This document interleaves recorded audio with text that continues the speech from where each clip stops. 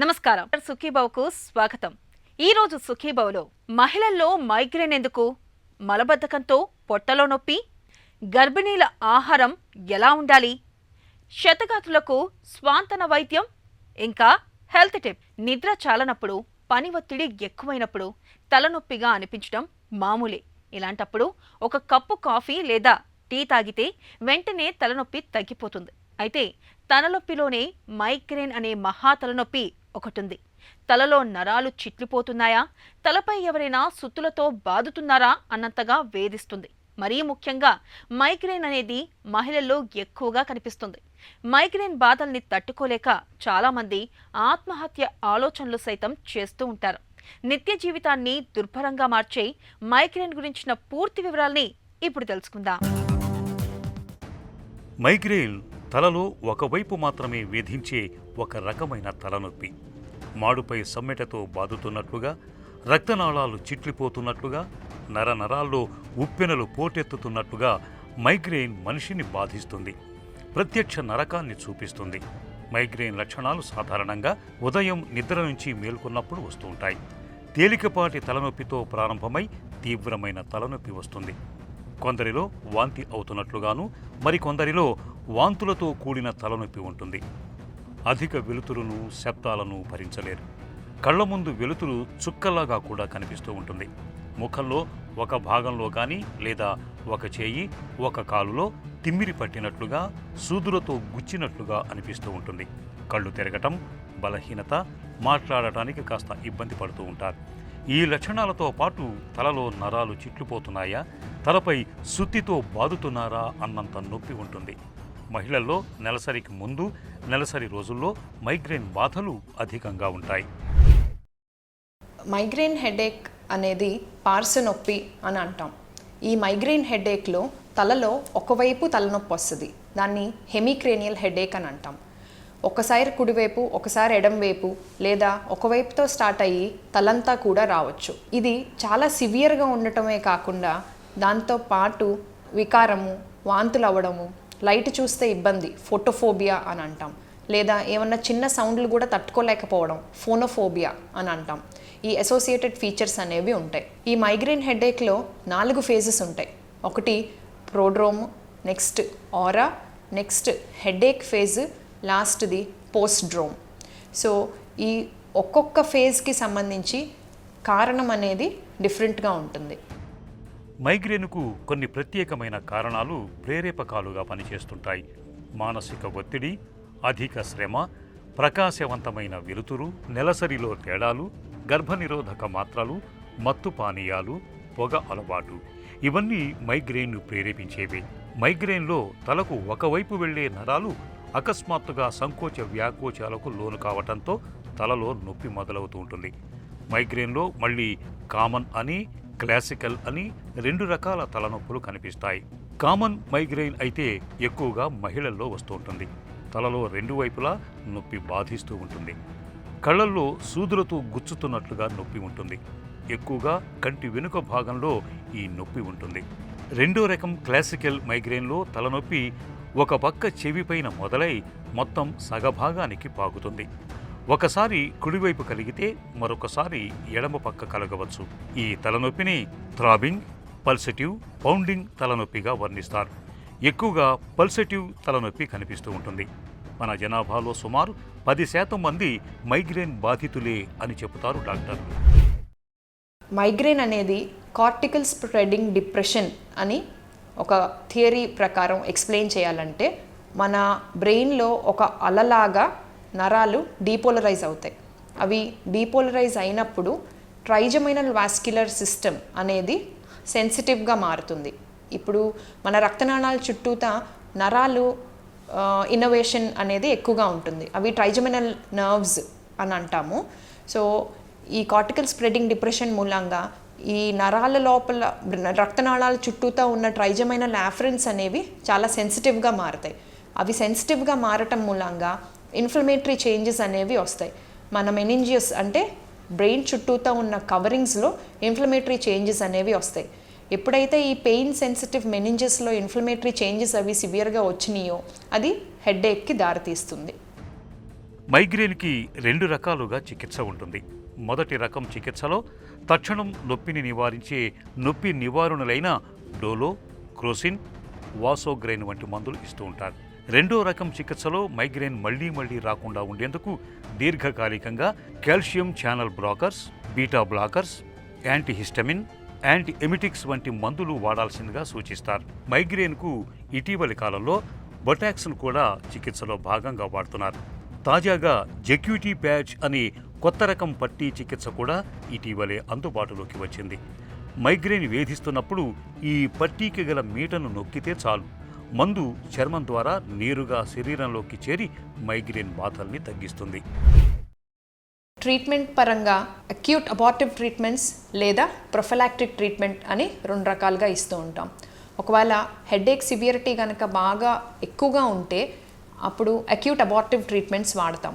దీనికి ఎన్ఎస్ఐడ్స్ అని, non NSAIDs అని 2 కేటగిరీస్లో ట్రీట్మెంట్ ఇస్తూ ఉంటాం.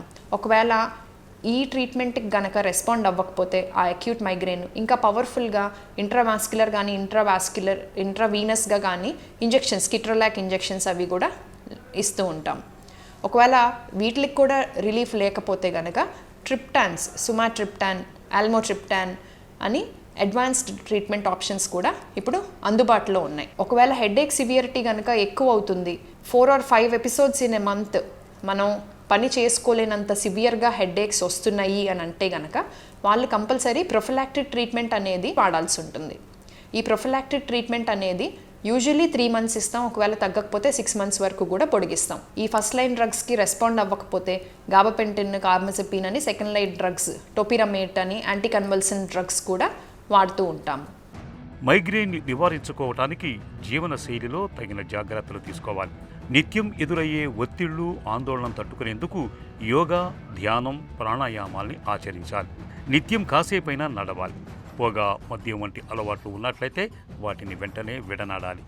పడని ఆహారాలు, పానీయాలకు దూరంగా ఉండటమే మేలు. మైగ్రేన్ మందుల విషయంలో కూడా జాగ్రత్తగా ఉండాలి. డాక్టర్ చెప్పిన మోతాదులో మాత్రమే మందుల్ని వాడాలి. ఇలా అన్ని రకాలుగా తగిన జాగ్రత్తలు తీసుకోవటం ద్వారా మైగ్రేన్ ముప్పును చాలా వరకు నివారించుకో. అతిగా తిన్నప్పుడు, అజీర్తి చేసినప్పుడు పొట్టలో కాస్త నొప్పిగా అనిపించడం మామూలే. ఇలాంటప్పుడు కొద్దిపాటి ఉపశమన చర్యల్ని తీసుకుంటే చాలు, పొట్టలో నొప్పి తగ్గిపోతుంది. అయితే కొంతమందికి చాలా తరచుగా పొట్టలో నొప్పి వచ్చిపోతూ బాగా ఇబ్బంది పెడుతూ ఉంటుంది. ఇలాంటి నొప్పి వెనుక చాలా సందర్భాల్లో మలబద్ధకం ప్రధాన కారణంగా ఉండే అవకాశం ఉందని చెబుతారు డాక్టర్లు. మలబద్ధకంతో తలెత్తే పొట్ట నొప్పికి చికిత్స, పరిష్కార మార్గాల గురించి ఇప్పుడు తెలుసుకుందాం.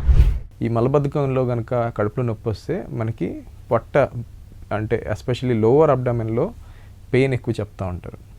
ఎస్పెషల్లీ బొడ్డు కింద భాగంలో అక్కడ కొంచెం గ్యాస్ పట్టేసి ఒక స్పాస్మోడిక్ పెయిన్ అంటారు. అంటే అట్లా కొద్దిగా పెరిగినట్టు నొప్పి ఉండడం, ఏదర్ గ్యాస్ మోషన్ బయటికి వెళ్ళిన తర్వాత ఆ నొప్పి తగ్గడం అనేది చాలా కామన్గా చెప్పే ఈ మలబద్ధకంతో అసోసియేట్ అయిన పొట్టలో నొప్పి సిమ్టమ్ అనమాట.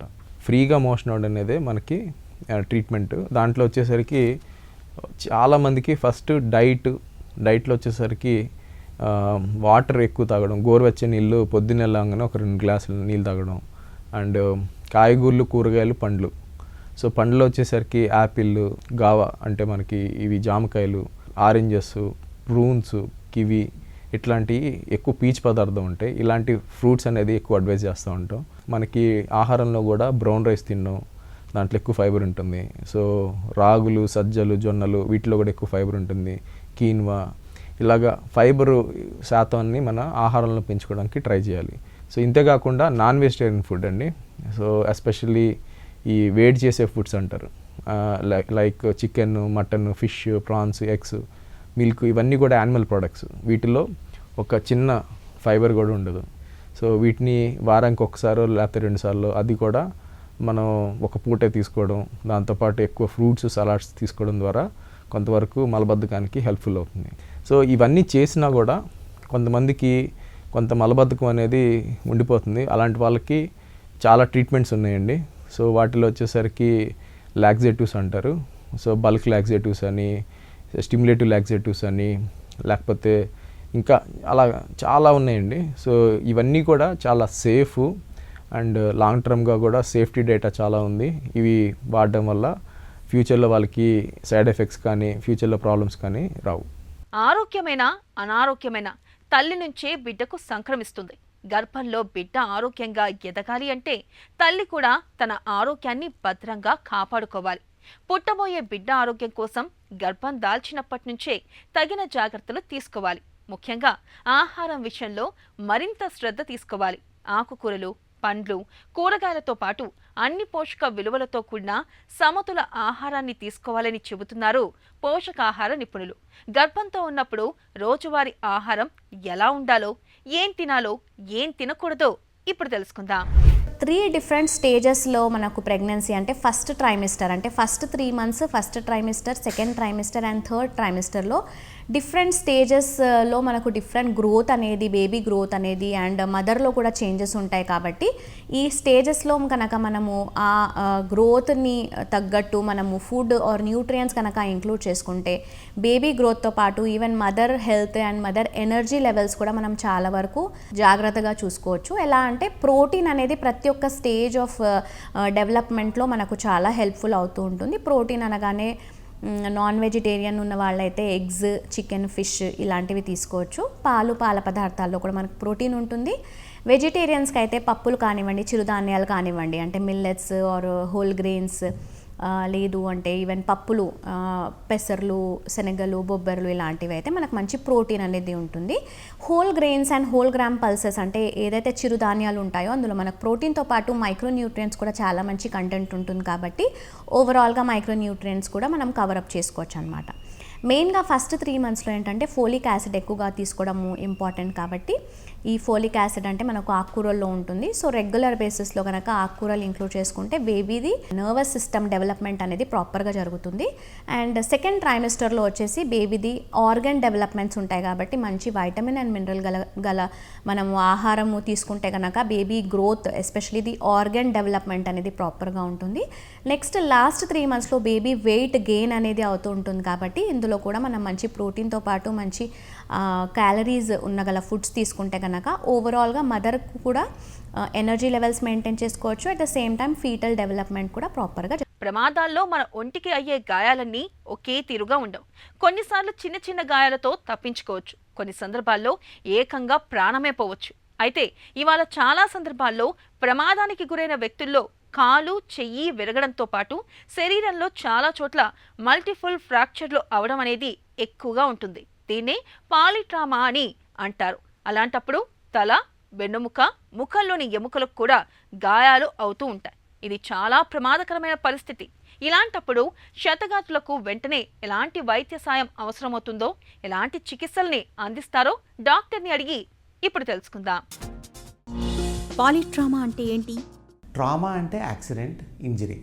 పాలిట్రామా అంటే వెనెవర్ వీసే సపోజింగ్ ఎవరికన్నా ఒక చేతిలో ఒక కాలు ఇరిగింది అనుకోండి, సింగిల్ బోన్ ఇంజరీ, దాన్ని పాలిట్రామా అనం. Polytrauma is when there is more than 1 injury. అది బోన్ ఇంజరీ అనే ఉండాలని లేదు. ఒక థై బోన్ ఇరిగింది అనుకోండి, మళ్ళీ కడుపులో లివరో లంగో డ్యామేజ్ అయింది అనుకోండి. సో మోర్ దెన్ 2 ప్లేసెస్లో ఉంటే దాన్ని పాలిట్రామా అంటాం. క్షతగాత్రులకు సంప్రదాయ వైద్య చికిత్స ఎలా ఉంటుంది? ఎర్లియర్ మనకు ఎనీ రోడ్ ట్రాఫిక్ యాక్సిడెంట్ అయినప్పుడు గత లెటెస్ట్ ఈవెన్ 20 years బ్యాక్ మనకు అంబులెన్స్ కేర్ అంత ఉండేది కాదు. అంబులెన్స్ మనకు వచ్చి దాని పేషెంట్ హాస్పిటల్ ట్రాన్స్పోర్ట్ చేసే లోపల చాలా మటుకు డ్యామేజెస్ అయ్యేది. And ambulance arrival in the scene, so golden hour అని ఉంటుంది. ఏ యాక్సిడెంట్ అయినా కానీ ఫస్ట్ 1 hourలో మనం పిలుచుకొని వచ్చి హాస్పిటల్లో ట్రీట్మెంట్ ఇవ్వగలిగితే రిజల్ట్స్ బాగుంటాయి. సో యాక్సెస్ ఆఫ్ అంబులెన్స్ ముందు ఉండేది కాదు. మన పేషెంట్స్ హాస్పిటల్కి వచ్చేది ఆల్సో లేట్గా వచ్చేది. Now as a speciality emergency physicians అని 20-25 years బ్యాక్ ఉండేది కాదు. So emergency physicians or doctors, వాళ్ళు ఎమర్జెన్సీ కేర్లో ట్రైన్ అయిన వాళ్ళు. They are not orthopaedic surgeons or general surgeons కాదు. So emergency has a speciality last 20 yearsలో చాలా డెవలప్ అయింది. ఇవన్నీ 20 years 30 years బ్యాక్ లేవు. క్షతగాత్రులకు ప్రస్తుతం అడ్వాన్స్డ్ ట్రామా కేర్ ఎలా ఉంటుంది? అట్లీస్ట్ 15 to 20 yearsలో మన trauma care and emergency services చాలా ఇంప్రూవ్ అయినాయండి. సో ఫోన్ కాల్తో మనకు ambulance within the city limits we can get it in 15 to 20 minutes. So ఎక్కడ యాక్సిడెంట్ అయినా కానీ అంబులెన్స్ యాక్సెస్ ఈజీగా ఉంటుంది. అంబులెన్స్ వచ్చినప్పుడు కానీ పాతకాలంలో గతంగా ఎర్లియర్ అయితే వాళ్ళ ఎక్విప్మెంట్ అంత ఉండేది కాదు. Now along with ambulance emergency technicians అని ఉంటారు.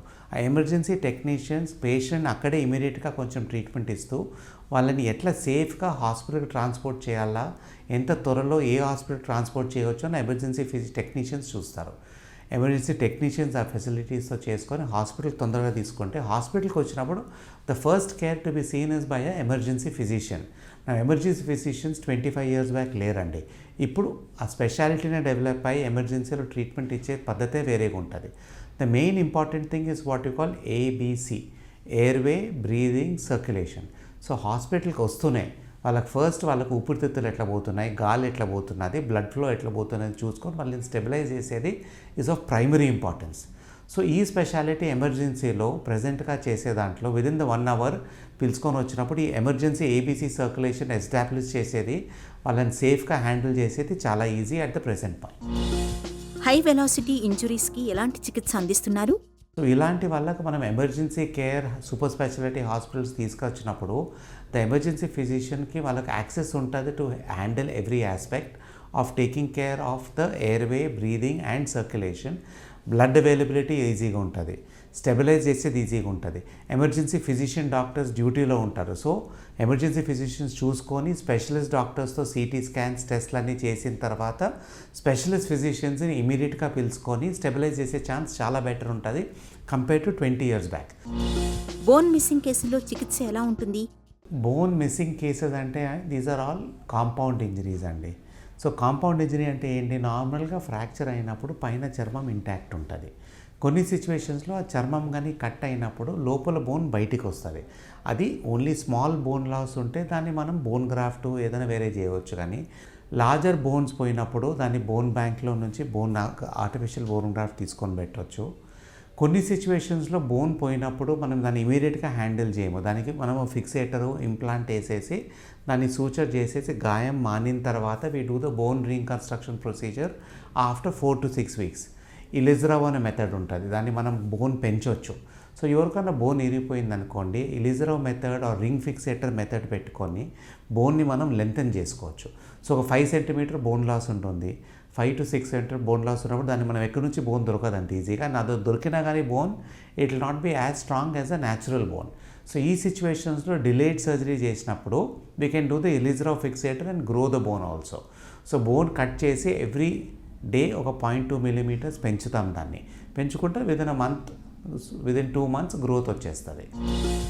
గతంతో పోలిస్తే ప్లేట్స్, రాడ్స్కి సంబంధించి ఎలాంటి మార్పులు వచ్చాయి? కొత్తగా వచ్చినది ఏమంటే లాకింగ్ ప్లేట్స్ అని వచ్చినాయి.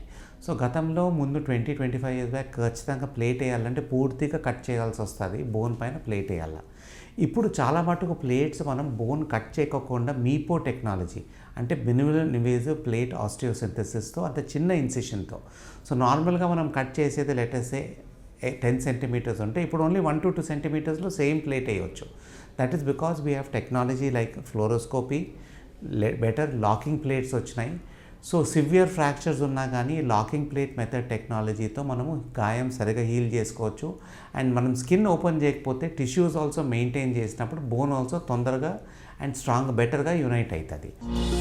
క్షతగాత్రులకు అందించే ప్రథమ చికిత్స ఎలా ఉండాలి? ఇప్పుడు first aid after injuries any flat surface మీద పండబెట్టి ఇమీడియట్గా అంబులెన్స్ పిలిపించుకోవాలి. అంబులెన్స్ పిలిచినప్పుడు వాళ్ళు ఇమీడియట్గా వచ్చేసి ఇమ్మొబిలైజ్ చేస్తారు first. Supposing depending on the patient వాళ్ళు డ్యామేజ్ చేయకుండా అంబులెన్స్లో షిఫ్ట్ చేసి ముందు వాళ్ళు ఎయిర్వే సరిగా లేదు, గాలి ఊపిరితిత్తులు సరిగా పోలేదంటే అది పోయేటట్లా ఊపిరితిత్తులకి వాళ్ళు మందులు ఇంట్యూబేషన్ ట్యూబ్ వేసేది, గాలిది ఆక్సిజన్ పెట్టేది అవన్నీ చేస్తారు. బ్లడ్ సర్క్యులేషన్ సరిగా లేకపోతే emergency technicians intravenous line start చేస్తారు అంబులెన్స్ సైట్లోనే. సో బ్లడ్ ఫ్లో ఇంప్రూవ్ అవుతుంది, షాక్ నుంచి బ్లడ్ ఫ్లో ఇంప్రూవ్ అయ్యి బ్లడ్లో కానీ బ్లడ్ ఇంప్రూవ్ అవుతుంది, బ్లడ్లో వాల్యూమ్ ఇంప్రూవ్ అవుతుంది. బ్లడ్ ఎప్పుడు చెక్ కాదు, అది హాస్పిటల్స్లో ఇస్తారు. And then shift to the patient as earliest possible after controlling airway and circulation. Airway అంటే ఊపిరితిత్తులు ఎట్లుందో చూసుకొని బ్లడ్ లాస్ అయినప్పుడు ఫ్లూయిడ్స్ ఇచ్చి అండ్ ఇమీడియట్గా హాస్పిటల్ షిఫ్ట్ చేసేది is the ambulance thing. So ఈ ఎర్లీ షిఫ్టింగ్ టు హాస్పిటల్తో సేఫ్గా వచ్చినప్పుడు హాస్పిటల్లో ఫిజిషియన్ వాళ్ళని తొందరగా రికవర్ చేసే ఛాన్స్ బెటర్ ఉంటుంది. అడ్వాన్స్డ్ ట్రామా కేర్కున్న పరిమితులు ఏంటి? హై వెలాసిటీ ఇంజరీస్ చెప్పినామండి, ఎంత చేసినా కానీ హై వెలాసిటీ ఇంజరీస్లో when you're having road traffic accidents, scooter accidents, bike accidents at high speeds, limitations are the amount of damage. So మనం హెల్మెట్లు వేసుకోవాలా, హెల్మెట్ వేసుకోకుండా పోయి ఫస్ట్ ఇంజరీ హెడ్ ఇంజరీ అయినప్పుడు సివియర్ హెడ్ ఇంజరీలో నువ్వు ఏం ట్రామా సర్వీస్ ఏం provide చేసినా కొన్నిసార్లు సివియర్ ఇంజరీస్ అయినప్పుడు ఎవరో హెల్ప్ చేయలేరు. రన్ ఓవర్ యాక్సిడెంట్స్, అబ్డామన్ మీద డ్యామేజ్ అయినప్పుడు కొన్ని సిచ్యువేషన్స్ ఎంత బ్యాడ్ ఉంటాయంటే అవి మనం ప్రైమరీ ట్రామా సర్వీస్ వాళ్ళు వచ్చినా కానీ ఏమీ చేయలేరు. So patient condition beyond a limit ఉన్నప్పుడు వాళ్ళు ఆ సిచ్యువేషన్లో ఉన్నా కానీ ఎంత హెల్ప్ చేయనా కానీ వాళ్ళకి ఆ ఫెసిలిటీస్ ఉండవు. అండ్ కొన్ని సివియర్ ఇంజరీస్లో వాళ్ళని హాస్పిటల్ తీసుకొచ్చినా కానీ చాలా మటుకు లేట్ కావచ్చు. It is unfortunate, but every సర్వీసెస్లో మనం ఎంత ట్రై చేసినా కానీ ఒక 2 to 5% పేషెంట్స్కి మనం హెల్ప్ చేయలేము అండ్ వాళ్ళ ఇంజరీస్ చాలా సివియర్ ఉంటాయి. That is only disadvantage and limitation of what ever the advance services మనం ఇచ్చినా కానీ కొంతమందికి వీలు కాకపోవచ్చు బెనిఫిట్స్. ప్రమాదాల్లో ఎముకలు విరిగి మల్టిపుల్ ఫ్రాక్చర్లు అయినప్పుడు సత్వర వైద్యం అందించడం చాలా కీలకం. ఓవైపు ప్రాణాలకు భరోసానిస్తూ మరోవైపు వేగంగా చికిత్సలు అందించాల్సి ఉంటుంది. ఇందుకోసం చాలా ఆసుపత్రుల్లో పాలిట్రామా కేర్ సెంటర్లు కూడా అందుబాటులో ఉన్నాయి. ఇక ఈ రోజు కార్యక్రమాన్ని ముగించే ముందు ఒక చిన్న చిట్కా మీకోసం. గొంతులో గరగరతో బాధపడుతున్నప్పుడు తరచూ గ్రీన్ టీ లేదా బ్లాక్ టీని తాగడాన్ని అలవాటు చేసుకోండి. గొంతులో గరగర తగ్గడంతో పాటు ముక్కు దిబ్బడ, సైనసైటిస్, తలనొప్పి బాధలు కూడా తగ్గుతాయి.